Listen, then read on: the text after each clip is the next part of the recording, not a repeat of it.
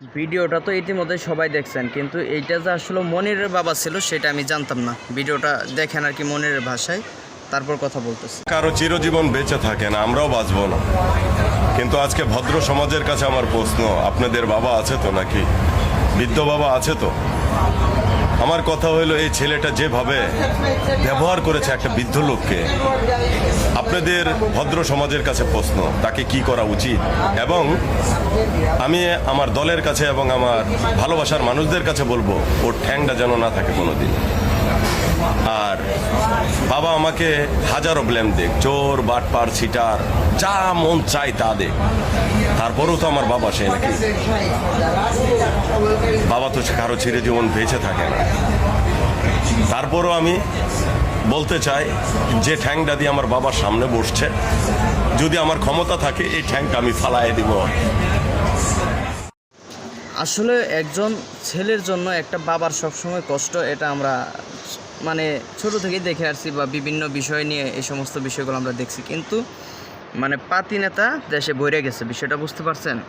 মনির দেখলাম যে বিভিন্নভাবে তারেক রহমানকে গালাগালি করছে, বাংলাদেশের অনারেবল প্রাইম মিনিস্টার বর্তমান। কিন্তু এই সমস্ত বিষয়গুলো ঠিক না মনির ভাই, এগুলো ঠিক না যে আপনি এইভাবে গালাগালি করবেন একজন দেশের প্রধানমন্ত্রীকে। হ্যাঁ, যেই সমস্ত ভাষা ইউজ করছেন এগুলো কখনোই ঠিক না। কিন্তু এই যে দেখেন, আজকে আপনার জন্য আপনার বাবা বাংলাদেশে একটা বিপদে পড়লো। হ্যাঁ, আপনার বাবাকে তারা কিভাবে ট্রেড করছে দেখছেন, যে আপনার জন্য আপনার বাবাকে তারা কি করতে পারে সব কিছু। মানে বাংলাদেশের রাজনীতির অবস্থা আপনারা জানেন। আমি আসলে আগে জানতাম না যে এটা আপনার বাবা, তাহলে আমি ভিডিওটা আরও আগেই দিতাম। ভিডিওটা আমার হয়তো বা লেট হয়ে গেছে দিতে। তো যে কথাটা বলতে চাই, যে আসলেও কাউকে রাজনৈতিকভাবে হেনস্থা করার জন্য তাকে এভাবে গালাগালি করা ঠিক না। আপনি আওয়ামী লীগ করেন, করতেই পারেন, তারেক রহমান বিএনপি করে, আমি অন্য দল করি, যে দলই করুক সে দল করতেই পারে, কিন্তু তাকে এভাবে গালাগালি করা ঠিক হয়নি আপনার, যার কারণে আজকে আপনার বাবা বিপদে পড়লো। বিষয়টা বুঝতে পারছেন? তো সব কিছু মিলে আমি একটা কথা বলতে চাই, যে এভাবে আর মানে ভিডিও বানায়েন না প্লিজ, তাহলে অবশ্যই আপনার বাবা আরও এর চাইতে বড় বিপদে পড়তে পারে, আপনিও পড়তে পারেন।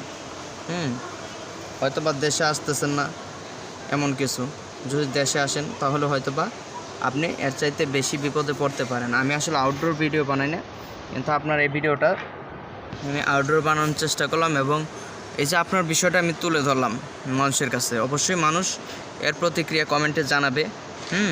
তো সব কিছু মিলে আপনাদের এই বিষয়টা কীরকম কী লাগছে সবাই একটু জানাবেন প্লিজ। আসলেও মনির ভিডিওটা আমার কাছে ভালো লাগে না। ধন্যবাদ সকলকে, সকলে ভালো থাকবেন, সুস্থ থাকবেন।